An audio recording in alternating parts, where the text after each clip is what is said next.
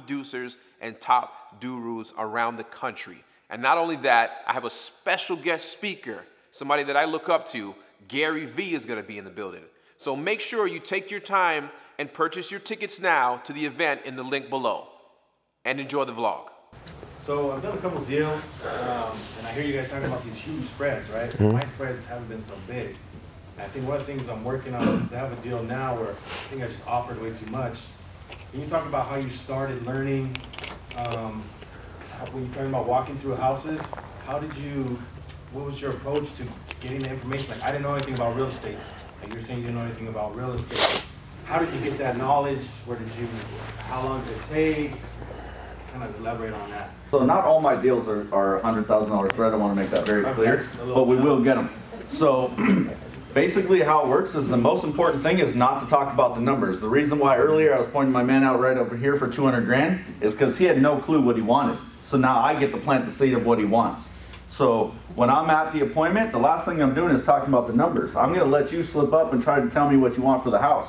I already know roughly what I'm going to pay, but I don't want to talk about that. That's playing my cards. I'm not going to do that. So what you're going to do is go in there, talk about everything except for the price. If you say a price first, you're always going to offer too much. You want to say the price last. So now we're in there, we're talking, I know where you're going. We're already talking about I think you're going to North Carolina with Max or something. That's why you're selling your house, right? So we're talking about when your flight is, when the moving truck is coming. In your mind, you're already there. Now I get you there. That's my job. So the price doesn't really matter to me. And that's how you're going to start getting bigger spreads. Right now, it seems like you're focused on the number. Don't focus on the number. The numbers will come on their own. Good answer. Talking about the numbers, what kind of formula do you use to know what kind of number you're about to come up with when you touch the seller? We take ARV, so after renovated value, and then we work backwards from there. So we figure out what the end investor would need to profit, and then what we want to profit as well, with how much repair would need to go into the house. Real quick on what you said. So to add to what he just said, so it's very important something he said here. First take out what the end investor is going to want, then work back. Because I find a lot of people work the opposite direction, and it's like, oh well, whatever's left they can take. Keep in mind, you're going out there and just talking to these sellers, right? You're signing a contract. These guys might be putting up $500,000, $600,000, $700,000. They need to have a return on what they're putting out. If you tell them, hey, I'm going to give you a 3% return in the end, they're going to tell you to fuck off. I mean, you want to build basically rapport with these buyers so they come back. The majority of our buyers are repeat buyers, and they've been that way since the beginning because we do it that way. We take out potentially 10% as a minimum for what they're going to make on their cash after repairs, after realtor commissions that they're going to pay when they resell it, knowing that most of them get it discounted. That's just a win for them. We back all those numbers out. Then we say you're going to make 10%. Now, a lot of people say you're going to make a 10% return. Well, then they're going to pay $50,000 in realtor commissions. They're going to pay closing costs potentially twice. Then they're like, well, it really is only a 2% return. Yeah. So it's important to make sure that you guys protect what the investor in the end is going to make. We're not out to screw them over. What do we do without them, right? They're here to buy houses, and you want them to keep coming back. You tell them, I'm going to give you the houses, you buy them, just never try to back out of a contract with me. And he's right. That's important. How many of you actually have went through or seen a HUD on a transaction in your local market, right? Because that's important. You got to know what this stuff costs. You got to know what closing costs are. You got to know what it costs to sell it. A lot of people, I see a lot of deals that get posted, and they say, oh, it's a $60,000 spread. Well, did you count for the 24 grand that you got to give to the realtor when they sell? So kind of know the numbers and then back your way into it. And the same way he just divulged all the information and stuff that he's got to cut off of it is the same way when you start getting the brass and tacks and you got to start negotiating these numbers. He said, Mr. Seller, I got to pay 50 grand to sell this thing. The money costs me this. I'm going to do X in repairs. So then the reality starts to kick in. They're like, oh shit, you know, he's right. And because they look at it the same way somebody would look at it on Zillow. You buy it for for 100, you sell it for 200, you made 100 grand. There's a whole lot of stuff in the middle of that, right? So it's not really that cut and dry. So you have to kind of educate them when you get to that point, when you are talking numbers, if there is that resistance. You got to educate the person, because guess who's the expert when they walk into the house? You are. So be the expert. Yes, ma'am. Does 70 cents on a dollar really work out here in this market? So that varies. So because we're in Corona, and we go out towards San Bernardino, you could be looking at literally 50, 60. You come out like in a really good neighborhood in LA. So you need to have your mind open to different ways that buyers can mess with that property. Can they add another unit? Is it zoned R2, R3? What can they put on that unit? Value add, right? Exactly, and that's going to basically say what type of buyer you're looking for.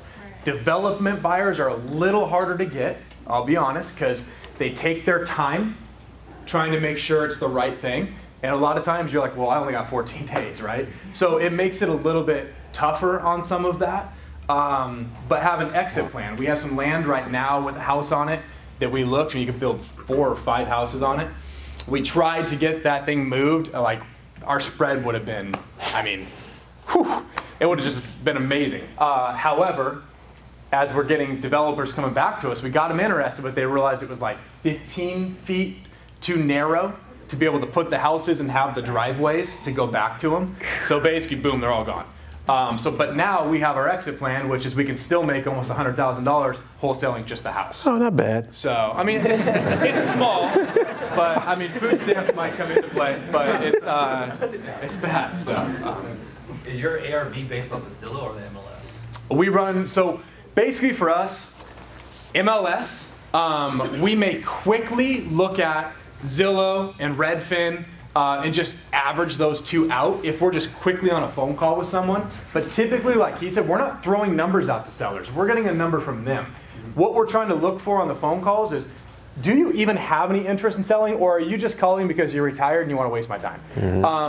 Then once we determine that this potentially is someone, we partner with some realtors. Casey, where are you? Back there. That's Casey Tavalt. Badass realtor. So we partner with Casey. He gets all of our leads that want retail. We help him get those locked up in a listing. He helps us out with comps. So we got that out of our company because it just wasn't worth to pay someone inside to do that kind of stuff. So we run comps when we feel it potentially could be a deal. Back at the door. Hi guys, my name is Andrea. So I have a quick question. So we work independently for a brokerage firm, and pretty much we have a couple of subject properties that were we ran the ARV based off of MLS, and we went in with the offer that the brokerage firm that we work kind of independently for, in cahoots with, pretty much, they don't like the number. Like, they try to get us to low volume even more, which at first I thought, I was like, hey, well, this is like really low to offer the seller, right? But apparently there are investors that offer even lower than that. It's probably him. Yeah. My fiance wrote me on Instagram and asked, gave Mike's information for you to like ask about numbers and stuff. So my question is, how do we get, because we have a buyer's list that we built, so we researched and we have about like 7 buyers. How do we get them interested in those subject properties that there is a potential sale, but like just basically get them to want to purchase it? Because if they are interested in it, our brokerage firm will acquire the subject property. So real quick, you said 07, right? Buyers? 7. We have 7, yeah. Okay, 7 buyers. you need more. Okay. Need 70. Yeah, I mean, I think we have almost 900 on our list. Now, there's those few that read. Because they have buyers too. Yeah. It's just that they don't like the spread, so we're trying to get our buyers interested. Yes. So there's ways to work through it. So did I send Mike's info back to you? Okay. Reach out to him, and he can kind of walk you through some of that. But basically, when you make an offer, I mean, you're going to have low offers, right? Or you're going to be giving a low offer. But you should have, the majority of the time, already gotten the number out of the seller. Now, if you need it lower, you need it lower. But you at least need to get that starting point with that seller. It's possible. We're out there offering what we need to offer them. We don't get every deal. Maybe somebody else does because they want a $5,000 spread. For us, we just say, hey, with our overhead, it's not really worth the $5,000 spread. Enjoy. Most of the time, that small of a spread falls apart, and the seller comes back to us a couple months later, and then we say, here was our offer. and we will get some of those. So you can't be afraid to offer low, but it's all in how you do it. So make sure you connect with him so he can kind of walk you guys through that, because you have to do it right. You can't just throw out the number. Hey, Mr. Seller, hey Bob, I'm gonna need your house $100,000 lower. Is that good? I mean, there's certain ways to do those conversations, but it could be that your buyers just aren't the buyers for that property. So, yeah, I think one of the most difficult questions we get on a repeated basis is, how do you run an ARV? And I think even as a realtor, I used to be a realtor back in the day, there's really no good formula other than actually knowing the market, right? Like knowing what things go for on that area. I mean, it's just, and that's where it comes into really diving deep and researching whatever neighborhood or whatever area you want to be good at. I mean, you should be able to pick out a street and be like, oh yeah, I know something sold on that area for $400,000. So, you know, if it's the same 2-1, then these should be somewhere around there. And then the devil's in the details. But you really kind of got to get good at things. And then when in doubt, just offer low. You can always come up when you need to, but don't be afraid to offer low. I mean, this is an old saying. If you're not embarrassed on your first offer, you offer too much, right? And the difference between us, obviously. So I went to North Carolina, spent some time with Max.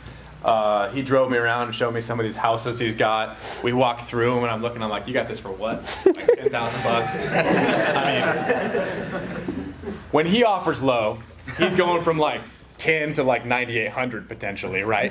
So take that percentage of a discount and put it into a $700,000 house and see what we're offering. So there's quite the difference in markets. So when you look at a lot of people that are talking about the market they're in and how they make their offers,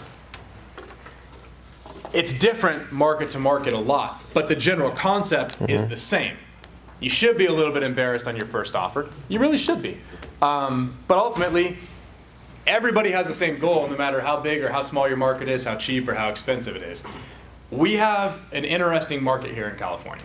So if anyone's noticed the market lately, there's a lot of uncertainty in that. A lot of areas haven't seen that quite yet.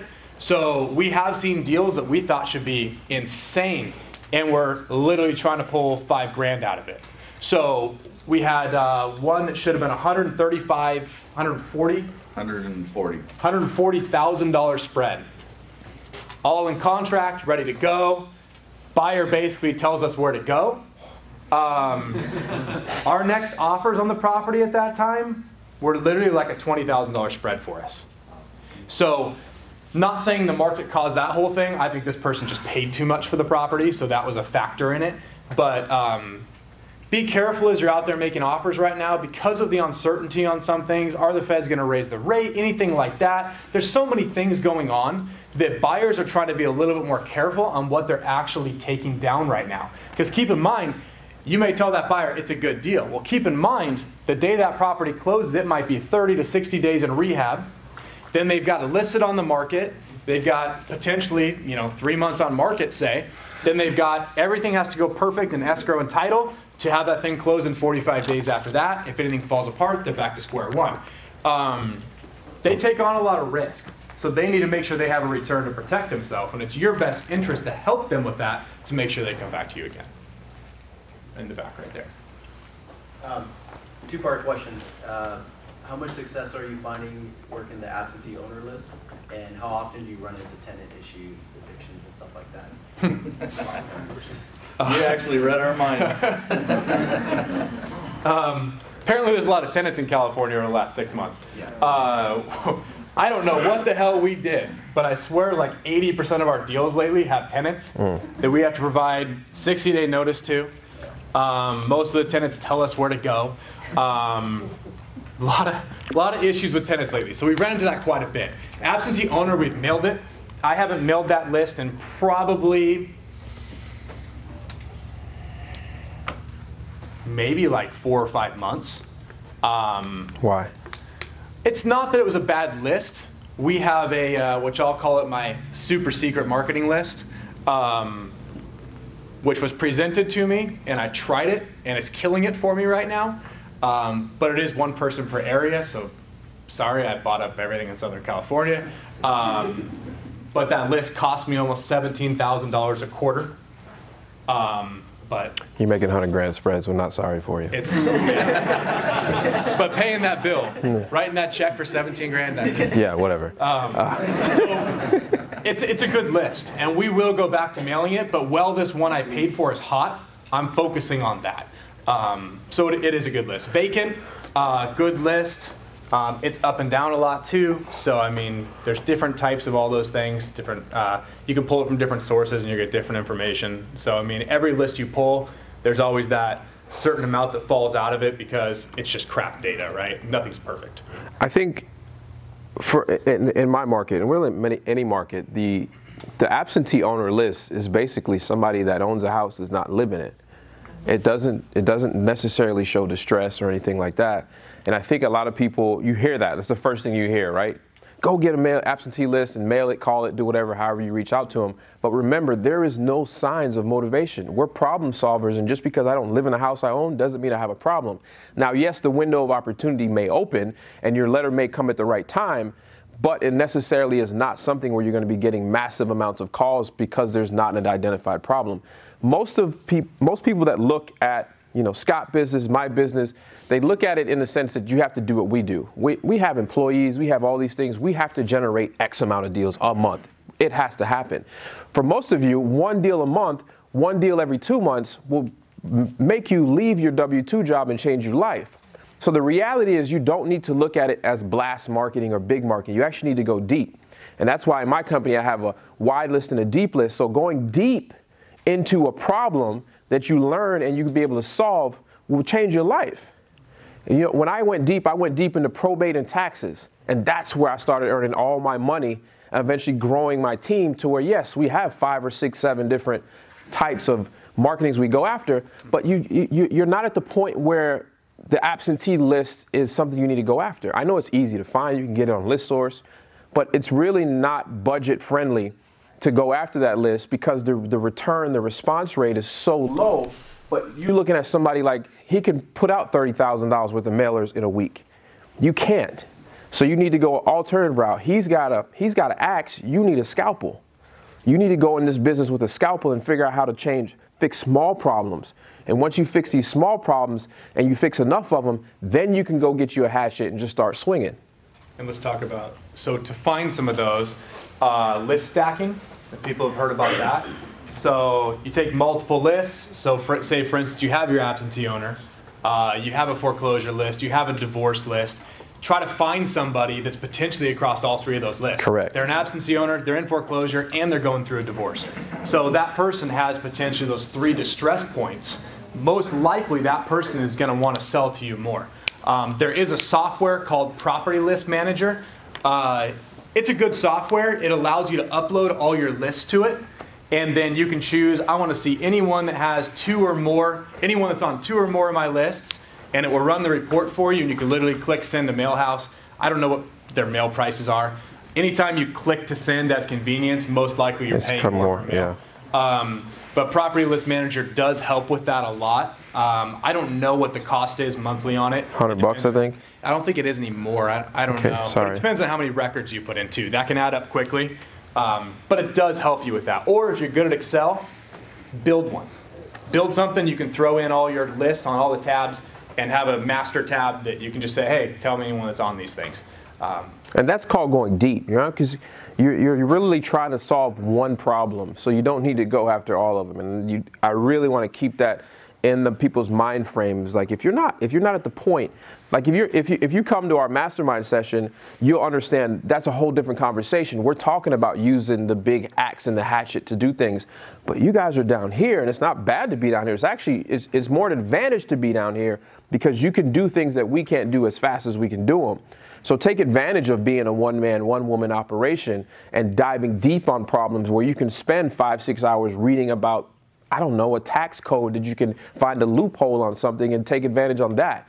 I've seen people do that and make millions of dollars on one small thing. So when you're in this business, when you're thinking about it, think about it from the perspective that you only need to go deep. Don't go wide yet, because wide costs money. Deep just takes time. And if you have the time right now, invest that into going deep. You were right here, and then we'll right behind. Yes, sir. Are bandit signs still relevant? And also, should you get them custom made or In my market, yes, they work. I've tried many different signs. The small ones you put on telephones, the ones you put in the ground, handwritten, printed. Ones that's always worked for me was the 12 by 24 12 by 24 printed double-sided stakes you put in the ground. That's my market. But those type of things, different from market to market. You might not even be able to put them, they might not last 12 hours out here. I don't know. For me, I can get a couple weeks out of them sometimes. So it really just depends on testing. You ever see the telephone poles down in LA? Yeah. They have like 50 of those things, and they're layered like 4 deep. So they're all painted too. Yeah. People are, I'll say that a lot of competition, they're nasty. You'll see they take a Sharpie and change a 3 to an 8. They don't want people to call me. I have not done that. You've heard about it. Basically, like, with so many signs on one pole, I mean, is that saturation really, are you going to get anything from it or not? We had a ton of bandit signs, and we used to use them out towards like San Bernardino, stuff like that. But we always found we needed like 2 people to go do it too, because you don't want to leave your car running in some of those areas when you hop out to put it up. So that's kind of the thing. I mean, but it worked, right? It was all right. We didn't do it consistent enough because we had money coming in from other channels that didn't make sense to pull somebody out of the office. So one thing I am very good at is looking, what do I pay this person? So what are they worth per hour based on what they bring into my company, not what I pay them. If I send them out to go hang bandit signs for 4 hours, and that person might be paid 20 bucks an hour, but in turn they bring in $50 an hour for me, is it worth $50 an hour to have this guy go and hang up bandit signs? Because they're not doing the job they should have been doing to bring in the 50 bucks. So food for thought as you do that, but bandit signs are a good way to get started. I know a guy that used to do the handwritten ones, throw them all out in like Fontana, San Bernardino, and he definitely had a lot of calls and stuff coming in from him. So. Do you guys find you're actually wholesaling versus double closing a lot of your deals? And then when you're wholesaling, do your sellers know that you may not be the end buyer? So we make it very clear in our contract that we basically can assign the contract. So they know that, it's there. We make them acknowledge that. And then when it comes to closing, I would go as far as saying almost 100% are all assignments. But there are that select few that in cases we have to do things with. So we have one right now in Riverside we're buying it from an agent because of some issues. So we have to actually close on it. So we're closing on it and then selling it. But we've done that in the past. But the thing about double closing that's tricky, you have to bring your funds to close. So that's the legal way to do it. Right. That's the legal way. My attorney won't ever do a double close. Yeah, and I mean, we'll close with our own money and then do it. I just didn't know how often you were doing that versus. Well, a lot of people, what they try to do with the double close, they try to take, so you got the A to B transaction, so the seller to you, B to C transaction, you to the buyer. They try to have the buyer put their funds in, use those funds to pay for the first transaction. If you find an escrow company that does that, great. But when someone finds out about it, they're gonna shut them down. You don't want to be around for that. They do it, but everyone has to be disclosed. Like everyone has. Still doesn't change a lot. You know, so you gotta be careful. The simple thing about reason why my attorney won't do it, he basically says, and if you find people that do it, that's great. Use them. It's not your license or anything at risk. Basically, what happens is, an escrow account needs money in and money out. You can't have 2 transactions and only 1 deposit. It just doesn't make sense. So you can't, it just doesn't add up. When you say, okay, here goes 100,000, but how did that do? It just doesn't add up. So they're risking their stuff. What's the reason you close and then sell? Is it just out of habit from the beginning? In the beginning, sometimes I was using an escrow company that would disclose to the seller what my assignment fee would be. So if it was over $20,000, $15,000, $20,000 the assignment, I would double close because it's going to cost me $4 grand, $5 grand. Maybe I can get away with the sale. I'll still make $16,000 versus them knowing I'm making 30. Because if someone was saw I'm making $3 or $5 grand, they didn't care. But that's what happened. Escrow companies now, I really try to use that the seller never knows because it's on the buy side anyway. Exactly. So that was ideal. But sometimes I'm forced to use the seller. Goes, no, I have a friend and I want to or whatever reason, I'm using some other escrow company. Yeah, one thing I would say, which is important, I don't know if you do the same thing, I only work with my attorney. There's no exceptions. It's different here, though. Yeah. So here, in my state, I only work. So if I'm making the offer, it's closing at my attorney's office. If the buyer's coming, it's working here. Because I make the rules that, hey, if you want to buy from me, this is where you close. Because the original contract actually says this is where the closing is taking place. Right. So I'm signing you this contract, which means you have to follow everything this contract says, no ifs, ands, and buts about it. So that's how we get away with it. I was actually going to buy a property. We closed on a property yesterday while I was here. I was going to buy it because it's a new buyer and we were making like $26,000, $27,000. And I didn't get to meet the buyer. And I was going to buy it, then turn around and sell it to him in the afternoon. Come to find out, he signed it for $10,500 more anyways. And he's a big buyer in town. So I just said, hell, I'm not double closing it. I said, just assign the thing. And everybody was cool, but it's always good to set the expectation for the seller. Let them know, listen, I'm a real estate investor. We agree upon a price. That's it. Now, me and my buddies might work on this house together. I might take it down myself. Hell, I might even just sell it to one of my friends right away. If you put it in that small common, they don't care. Sometimes a seller, though, is like HUD, and you have to be the one. Well, yeah, that's different, yeah. And in when the property you referred us to in Washington, how they got around it is we bought a corporation that was under contract, and we now own a corporation even though we sold the house. Yeah, it's a good way to do it. Yeah. But that was one reason why you have to close on it. You can't assign those. Yeah. With the assignments, I mean, we were able. So now our escrow company does not disclose anything to the seller. They just know basically, hey, here's your buyer, and it's not our name, right? But then it comes down to the assignment fee. Our buyer does see that, not the seller. So that's good. But just with the escrow company, I mean, we don't typically have problems with that. A lot of times they like to say, hey, I'd like to use my escrow company. We say, well, listen.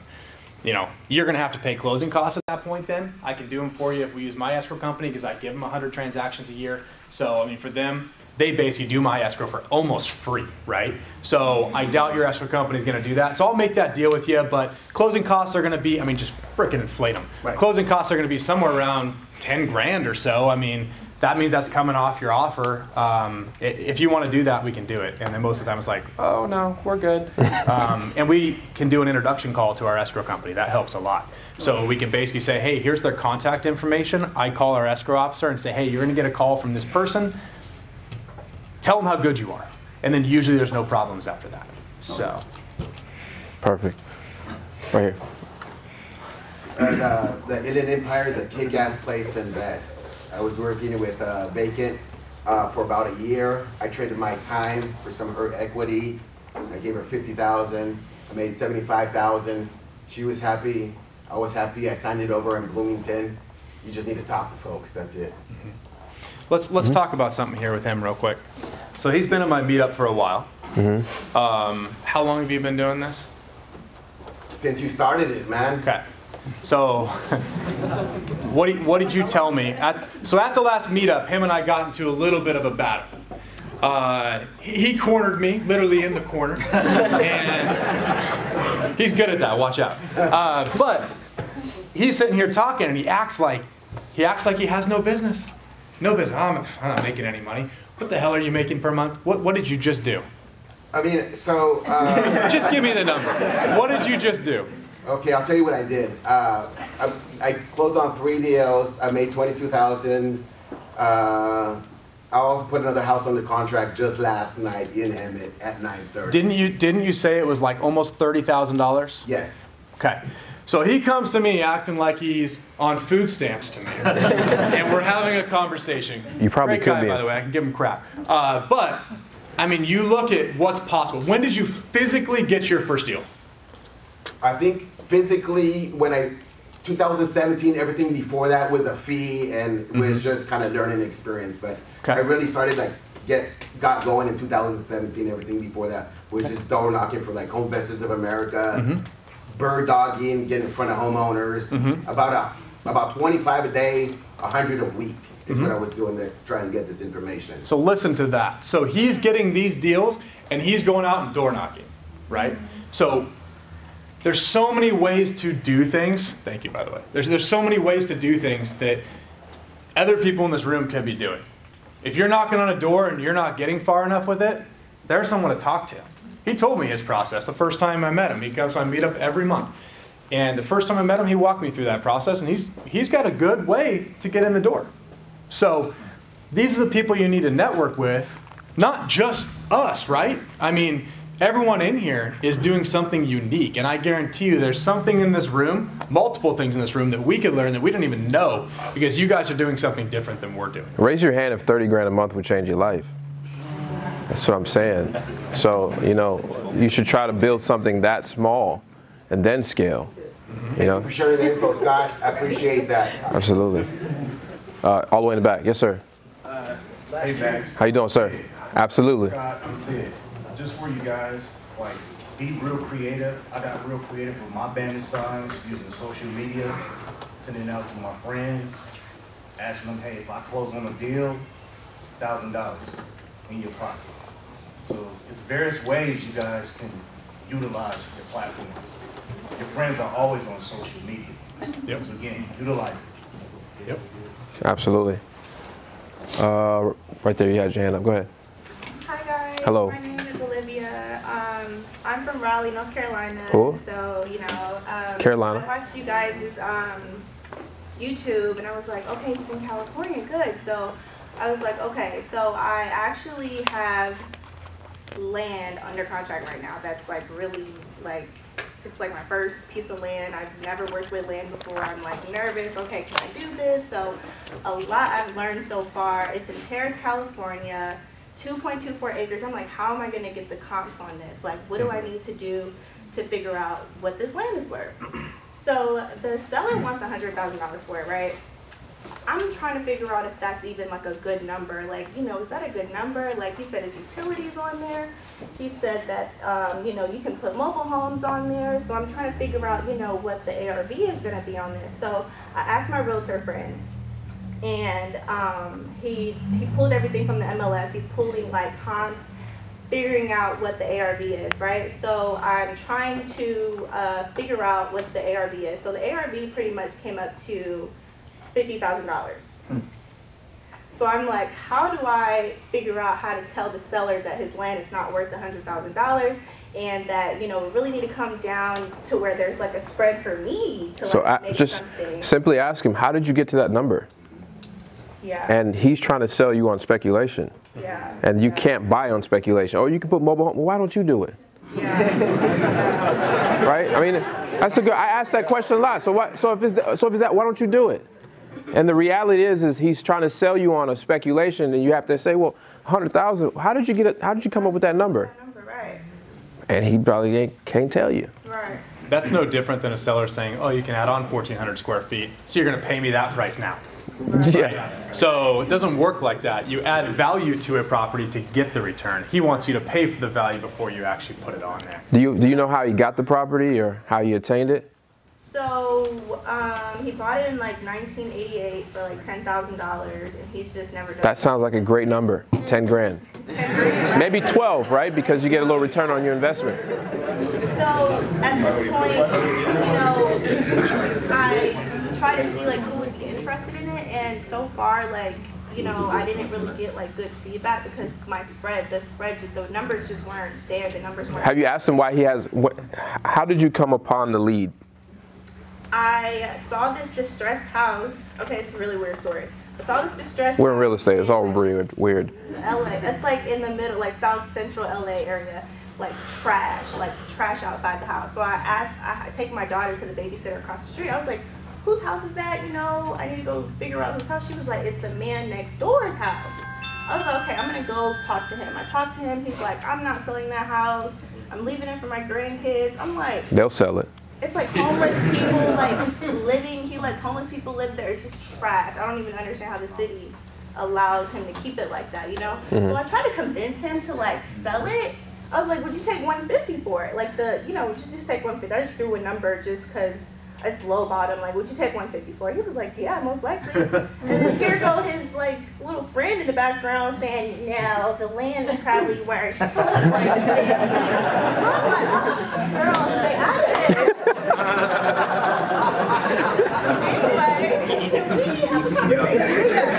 So, you know, I'm probably gonna get him to sell it because ultimately that's what I came there for. But then he said he wanted to sell this land, and I'm like, I can't sell land, like what? So I tried to sell it, and then, you know, now I'm kind of like, you know, in between, like, is this a deal or is this like, you know, like, should I even, you know, I don't know. I would, you said you put it under contract? I did, I'm not gonna lie. I did. You know, I gotta go back to his house and I gotta let him know, I gotta say, look. Just say, did you build in a due diligence or an inspection period or some type of? Yes, 30 days. So, okay, so I would just say, hey, you had that ability the whole time?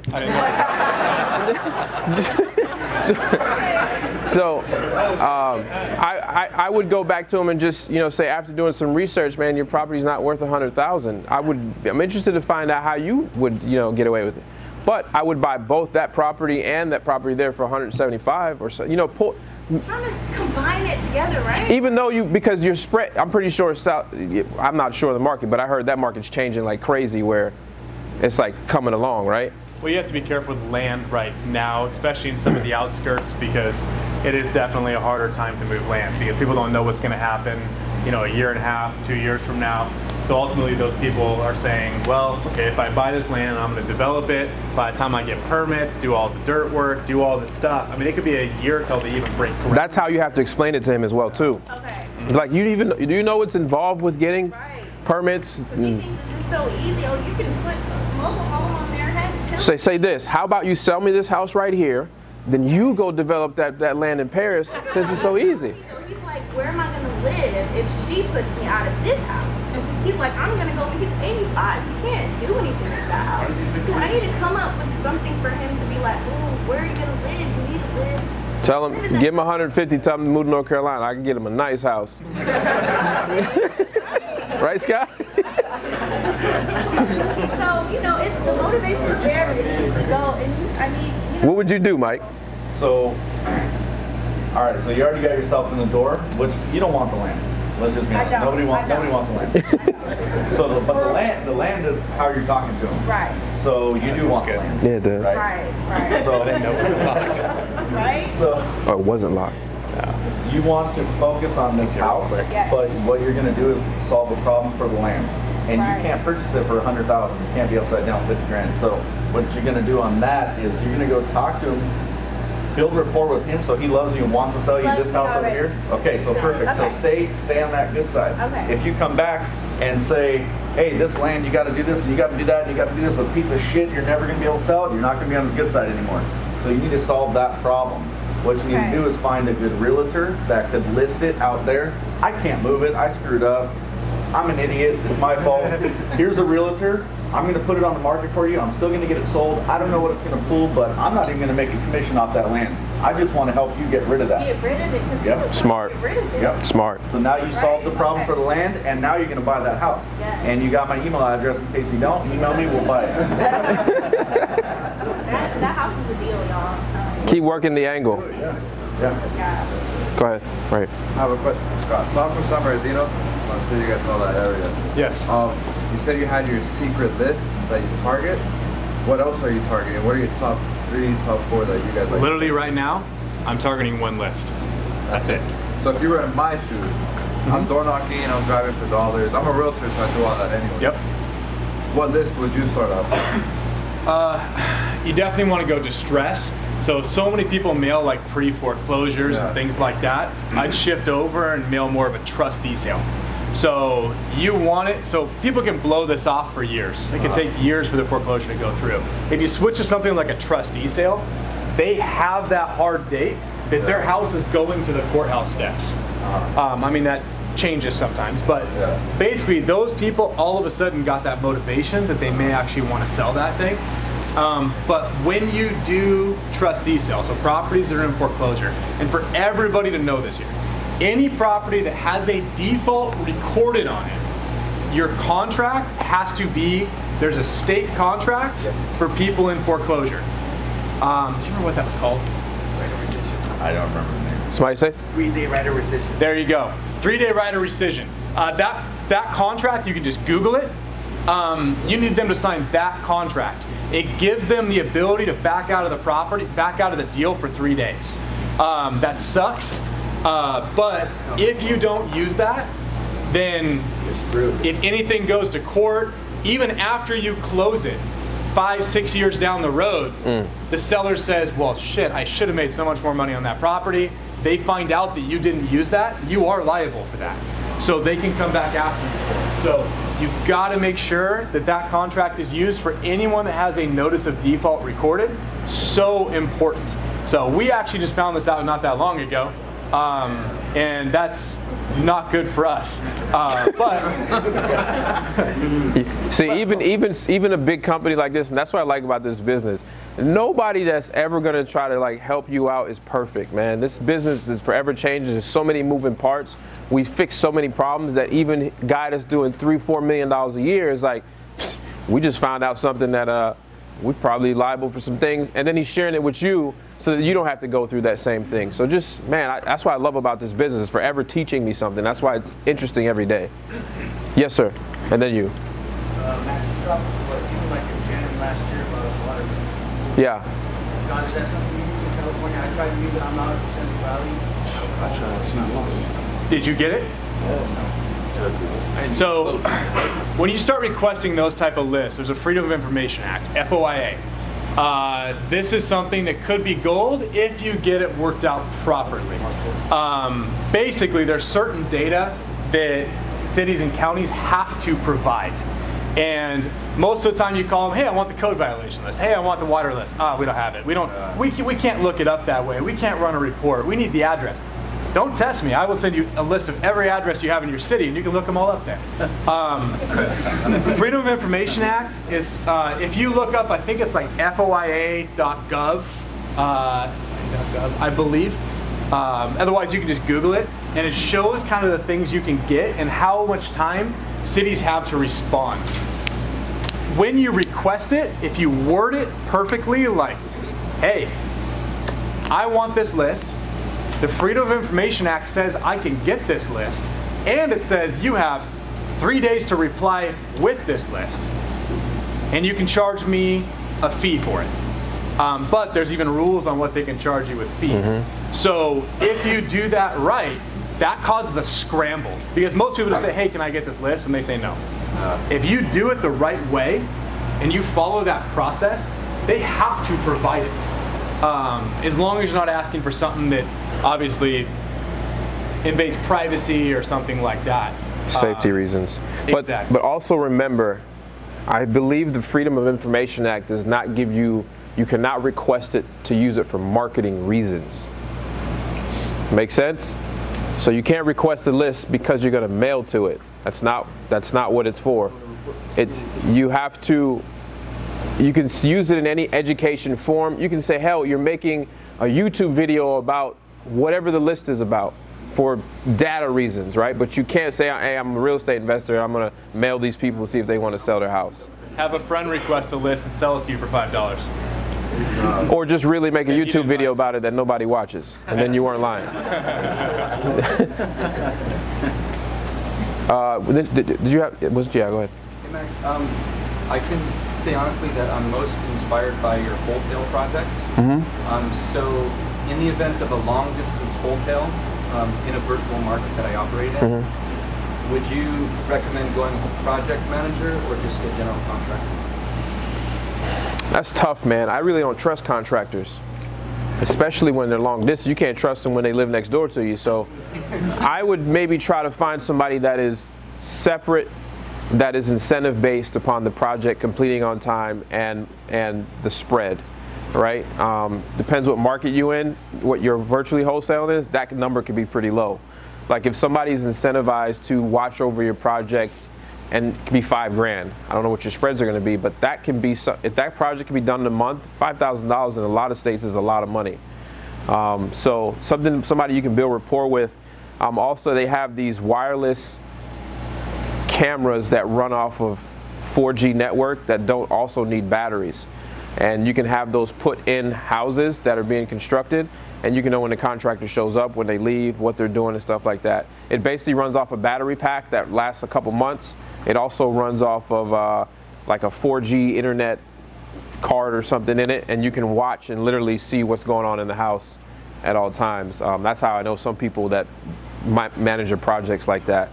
But yeah, you can't really trust a contractor unless you have a solid relationship with them. Where's it at? It's in Cleveland. Cleveland. So what you can do. $5,000 is a lot of freaking money in Cleveland. So you have networks, right? So start trying to find investors that are in that area. Start finding investors that are actually doing a decent job in their business there. So, and then reach out to them and say, hey, I know you probably don't want anything to do with this, but you know, maybe if you have a dispositions manager or something that I can, it's not going to be a regular thing. Maybe I can shoot him $500 if he keeps an eye on this project for me, something like that. So definitely use the people around you in the game as well too. So you don't have to train them. Thank you so much. Can you guys shine a little light on like your cold calling efforts and how much time you have, like maybe your agents calling? Like, how much time do you devote to that a week or a day? So cold calling agents are typically calling anywhere between 30 to 40 hours a week. 30 hours is really kind of where they're at. So the dials they're making and stuff, I wouldn't be able to tell you that right now because I just don't know it. Cold calling, sometimes when you do it in the mass, it's a long-term game. I mean, as you start people out, a lot of people stop cold calling 3 weeks in because they're like, I didn't get anything, right? These are nurturing leads. So as you start getting leads in from cold call companies or people doing it, you got to give it some time. You got to give it 4 to 6 months. You got to work it to make sure that you actually start closing some things on these, because these people just got a one-time contact. And most likely if the person was overseas, they weren't exactly completely clear. So there's a lot of leads that come through you kind of just throw away. But give it time. 30 hours a week with a caller, you should definitely be seeing some leads in, as long as the skip trace data is good. Because there's a lot of companies out there that just sell crap. Shitty data, yeah. Do you have a suggestion for skip tracing? Well, we're going to fight on this because we both have skip tracing companies. So in October we bought REI Skip because our REI Rail company bought REI Skip. So that's the data I use. All right, and as big as his business is, we start these things out of necessities, right? And as much data as he was skipping, it made sense for him to have his own company as well too. Exactly. So. I hate choosing who goes next. Like I don't know how they do it in the White House. Just who goes next. Just start asking your question. Go ahead. See, that was great. Give an example of the subject to when it comes to numbers and how you work that deal. The question for the people in the back is, how do we work a subject to deal? There was no equity. Yeah, so here's the thing. I don't do subject twos where there's zero equity. I'm not looking to acquire property subject to for a long-term situation. I never really want to hold a subject to more than a year. I don't like it more than 3 months, to be honest with you. Where I've been doing subject twos, and this is an advanced strategy once you actually start having cash or you have private lenders, I like taking a deal that necessarily is not a home run for a wholesale, right? So I'll give you an example on a house. There was a house, 110 Twinwoods. The homeowner was never late on their mortgage. They just built another house and they moved to the coast. And the mortgage that they had there was a balance of around $75,000. The house is worth around $165,000. And it was in decent living condition, just some repairs. But they wanted to walk away with $30,000. That was their hard number. So when we heard that, it didn't make sense for 110 to 165 as a wholesale deal. Who's going to eat? Who's going to repair it? You get what I mean? So then we said, listen, homeowner, you're really looking for $30,000. That's what you really want from us. And like, yeah. I said, how about I give you the $30,000, but let's wait on Wells Fargo getting paid. And we'll pay the mortgage each month. We're going to fix the house up and put it on the market and hopefully try to get some profit. They're like, that made sense. So we brought them in and we sat down, we talked to them. We agreed on 110. We gave them $30,000 at closing, right? It's all private money. We gave them $30,000 at closing, and then we had a balance of the mortgage of whatever. It basically equals somewhere around 110. Then we had paid the $800 and I think it was $36 mortgage every month, and we had it for like 3 months, and we had it 2 months too long actually.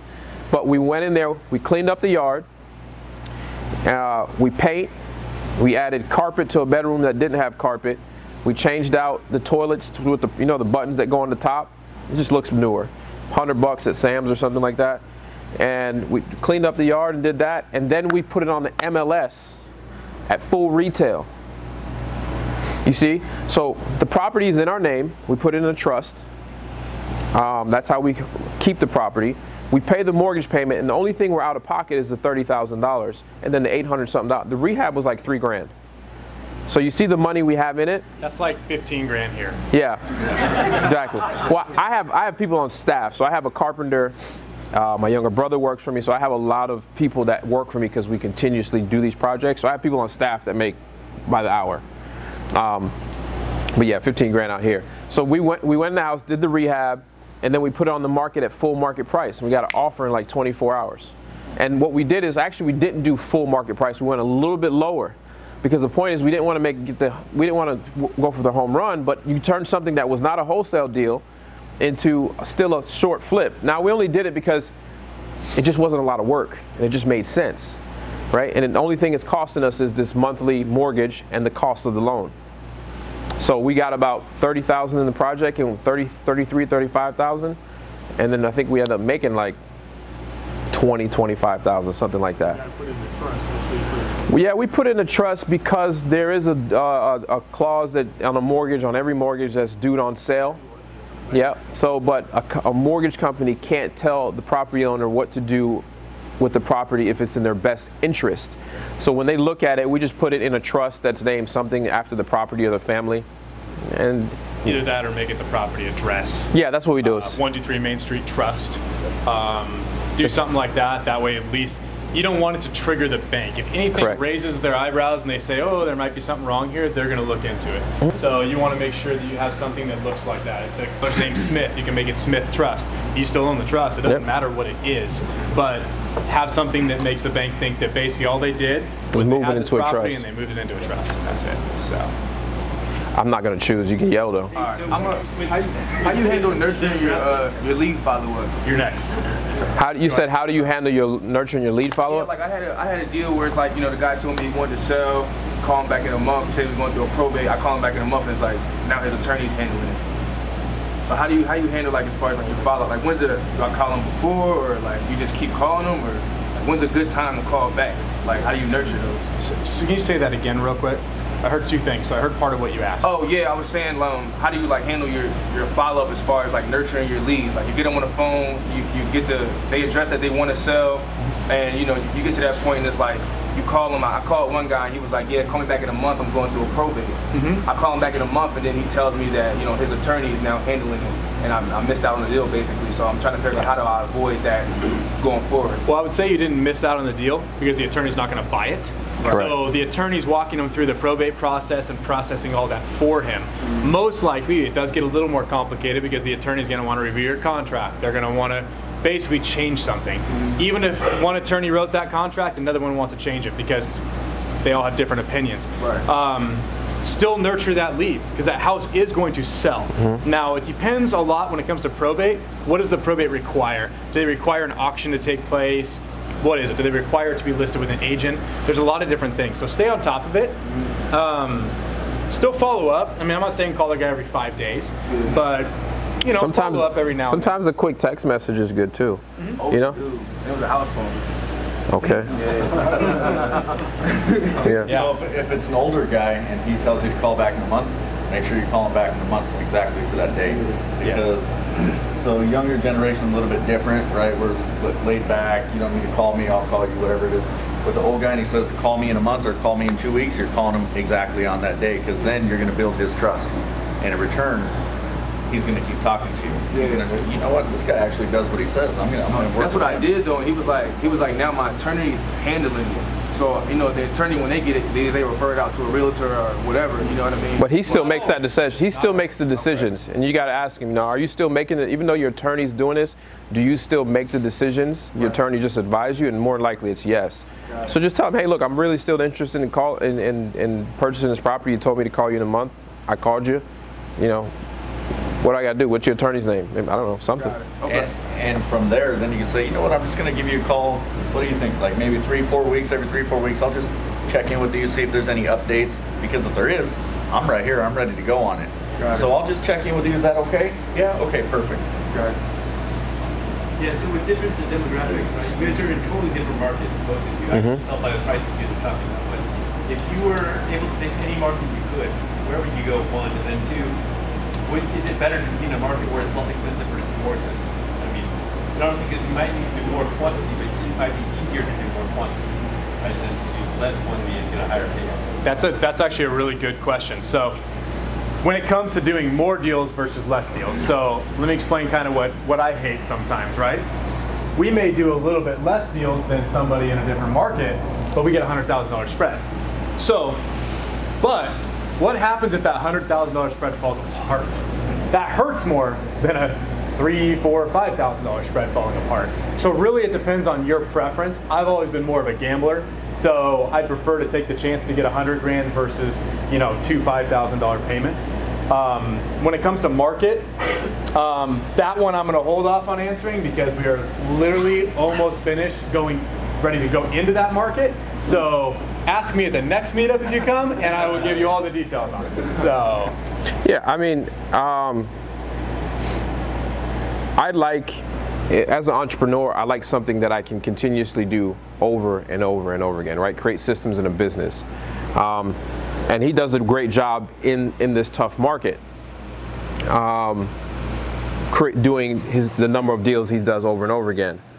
So for me, I mean, the spreads, I guess I'm just comfortable where we are and we can do it over and over again, but I'm moving into a new market as well too.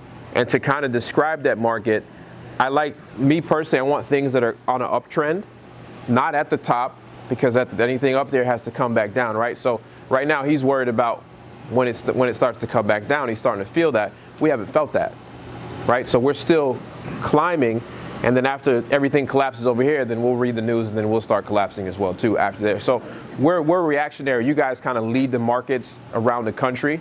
When it comes to things going up and down, they literally look at markets like LA and say, oh, defaults are going up, this is going up, and they start doing stuff. But I like the middle of the road market. I don't ever want it to be too hot, never want it to be too cold. I want to be able to do whatever, and that's why I live in North Carolina. Big fish in a small pond. Thank you. Anybody? Could go. For dollars in war zones and areas that are in the beginning stages of gentrification, I noticed that 90 to 95% of those properties in that area are bad. Yeah. Would you guys call every one of those owners, or just look for the properties that have any boarded windows on them?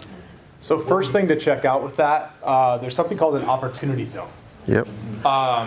Pretty new thing. That's gold if y'all just research that. So if you look up opportunity zones and look to see if that area is within the opportunity zone. If it is, those areas are actually becoming very popular because there's tax breaks for people buying there to help make those places better. So look that up first, see if that's on there. I mean, things sell pretty much anywhere, but let's be honest, if your buyer's gonna buy a property and remodel it with 3 boarded up houses next door, you're gonna start having some problems because that thing's not gonna sell. It's gonna get broken into, probably squatters in that case. So it's worth a shot if you want. Anything's possible, but that's probably gonna be one, if it's as bad as you're saying, that buyers will probably go. Well, I've noticed that there's a lot of flipping going on. A lot of investors. Then yes, get it. There's a buyer for everything. Literally, if you just go on your tax map where you can click and see who owns things, literally take that area and just start clicking. You're gonna see a guy or a couple, whatever. You're gonna see a company that owns like, man, they got 6 houses just on these 3 streets. So he is that buyer for that area. He knows it. He's single-handedly changing the neighborhood. So when it's all done, he's gonna make a killing. Yes. I mean, a lot of people do that. Find that zip code, pull a list of that zip code, and just skip trace everybody there and start reaching out. So opportunity zones, just Google it, Yep. Yeah. Opportunity zone. Just look up opportunity zones, and there'll be some links that take you to it. There's a lot of them in California.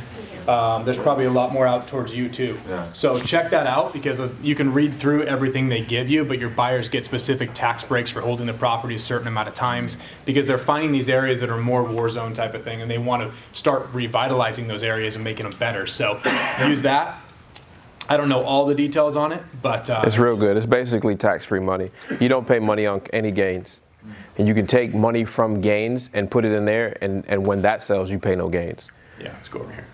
Do you have any suggestions on selling portfolios? We have actually gotten 3 portfolios in the past month or so, but we have been unsuccessful in actually finding buyers.